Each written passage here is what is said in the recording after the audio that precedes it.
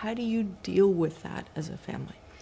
Well, we don't, in many respects, need to deal with it.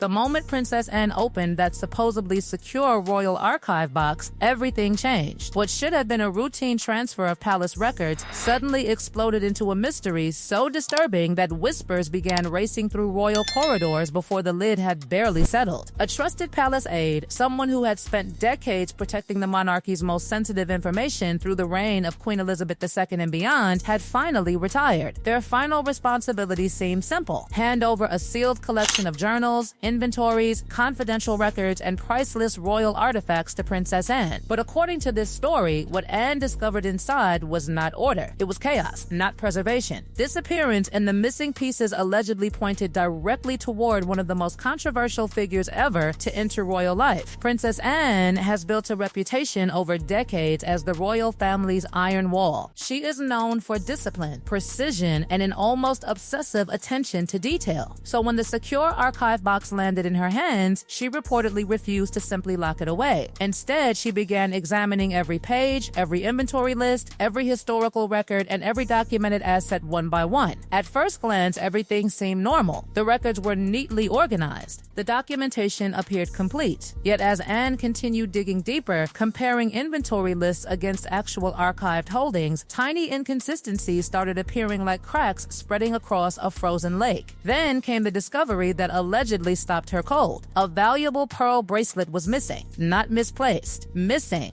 And that was only the beginning. As Anne continued reviewing the archive records, she allegedly uncovered something even more alarming. Entire sections of confidential documentation had vanished. An internal expense ledger was gone. Work journals covering the years 2018 through 2020 had disappeared completely. Those weren't random years. Those years happened to cover one of the most dramatic periods in modern royal history. It was the era when Meghan Markle entered the royal family, became a central figure inside palace operations, lived within royal residences, and eventually became part of the explosive chain of events that led to the Sussex departure from royal duties. Suddenly, what looked like a clerical discrepancy no longer felt accidental. The timing felt too precise. The missing documents felt too targeted. And the questions started multiplying. Why those specific journals? Why that specific ledger? Why did the disappearance seem connected to a period already surrounded by endless controversy? According to the story, Anne immediately realized the potential danger. The missing expense ledger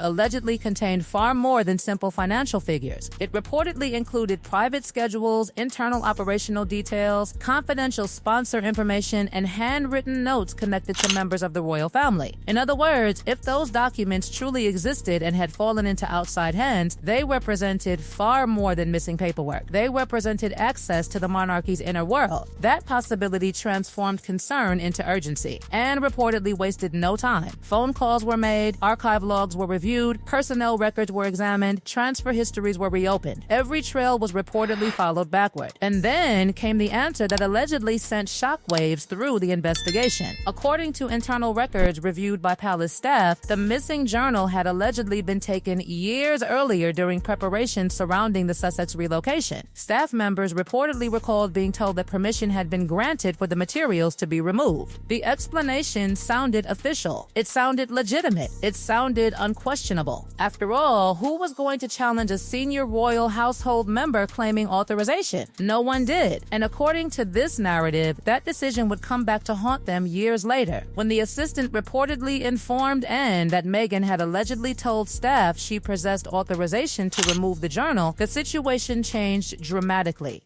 Because when investigators allegedly searched for documentation supporting that authorization, they found nothing. No signed approval, no formal transfer record, no verified authorization from palace asset managers. Nothing. The absence of paperwork created a devastating contradiction. If permission existed, where was the evidence? If approval had been granted, why couldn't anyone locate the authorization? And if there had never been authorization at all, then what exactly had happened during those final days before the Sussex departure? According to the story, Anne reached a breaking point. Enough questions, enough speculation, enough uncertainty. She allegedly sat down and drafted a direct message that carried the force of an ultimatum. The communication reportedly demanded the return of the missing items within 48 hours. The pearl bracelet, the ledger, the journals, everything. The message reportedly left little room for interpretation. Return the materials or face legal consequences. And that's when the situation exploded beyond palace walls. Leaks began appearing. Reporters started digging. Commentators sensed blood in the water. Within hours, rumors of Princess Anne threatening legal action against Meghan Markle allegedly spread across media outlets like wildfire. Headlines multiplied. Television panels erupted. Social media platforms became battlefields. Everyone had a theory. Everyone claimed to know what was really happening. And perhaps most dangerously, everyone started connecting the missing journals to larger royal controversies. Online discussions became increasingly intense. Some observers began wondering whether the missing records allegedly contained information connected to years of royal tension. Others speculated about links to private family disputes. Some even questioned whether confidential details from those years could have played a role in later public revelations that stunned the monarchy. Whether true or false, the speculation grew louder by the hour. The missing notebook transformed from a forgotten archive item into the center of a royal storm. And while pressure mounted on every side, another battle was reportedly beginning behind the scenes. Because according to this story, Meghan was not preparing to surrender quietly. She was preparing to fight. As the clock on Anne's alleged 48-hour ultimatum ticked down, a completely different strategy was reportedly taking shape across the Atlantic. A strategy built not around compromise, but around public opinion. A strategy designed to flip the narrative upside down. A strategy that would soon drag old grievances, shocking accusations, and explosive claims back into the spotlight. As the pressure intensified and headlines multiplied by the hour, the story took an even more explosive turn.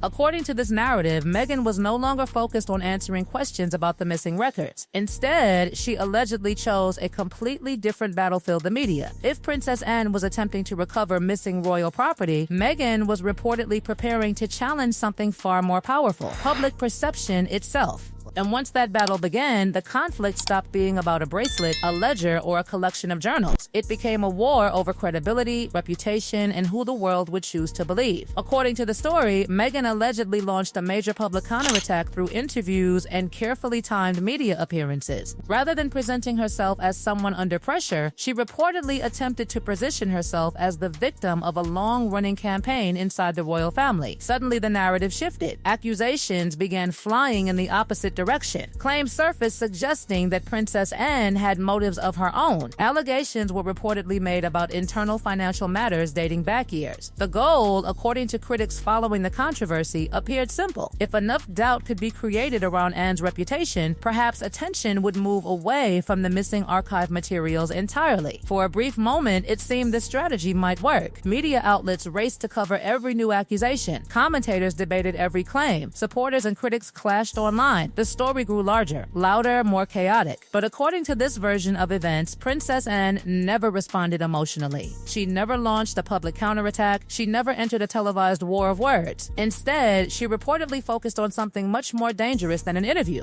evidence. Behind palace walls, Anne allegedly ordered royal archive specialists and technology teams to conduct a complete review of digital records connected to the missing materials. And what they supposedly found changed everything. Long before the physical journals had allegedly disappeared, the palace's document preservation system had reportedly created complete digital backups. Every page, every notation, every entry, every handwritten mark, preserved inside secure archive servers. Suddenly, the missing notebook was no longer truly missing. Its contents still existed. And if those contents could be verified, then the truth, whatever it was, could no longer hide behind competing narratives. According to the story, once investigators examined the archived digital copies, the results allegedly failed to support the accusations directed at Princess Anne. No evidence of financial misconduct appeared. No secret misuse of funds surfaced. No hidden scandal emerged from the records that were supposedly being protected. Instead, the digital archive reportedly painted a completely different picture, one that contradicted the allegations spreading across the media. That revelation triggered a dramatic shift in public discussion. Questions that had once targeted Anne suddenly turned elsewhere. People began asking why the accusations had been been made, why the timing was so convenient, why the media campaign appeared immediately after the alleged ultimatum, why the missing materials had become such a sensitive issue in the first place. The narrative that had seemed unstoppable only days earlier began developing cracks. Then those cracks became fractures. Then the entire structure started collapsing. According to the story, social media users reacted with extraordinary intensity. Online forums exploded with debate, comment sections filled with criticism. The backlash reportedly became so severe that the controversy evolved into a public relations disaster. What had begun as an attempt to challenge Princess Anne's credibility allegedly ended with renewed scrutiny falling upon the Sussex camp instead. Yet perhaps the most remarkable part of the story was Anne's response. There were no victory speeches, no celebrations, no public display of triumph. Instead, she allegedly maintained the same calm, disciplined posture she had displayed from the beginning. Through official channels, a message reportedly emerged that was cold, firm, and unmistakable. Deception would not be tolerated. Defamation would not be tolerated. The unlawful possession of royal property would not be tolerated. And according to the story, any remaining willingness to compromise had reached its limit. The message carried an unmistakable warning. The royal family might move slowly, but when it comes to protecting its history, its records, and its reputation, it does not forget. And that is what makes this entire saga so fascinating. Because beneath the allegations, the accusations, the media battles, and the endless speculation lies a larger question that continues to haunt the story. Was this truly a fight over missing archives? Was it a battle over power and influence? Or was it something even deeper, a struggle over who controls the royal narrative itself?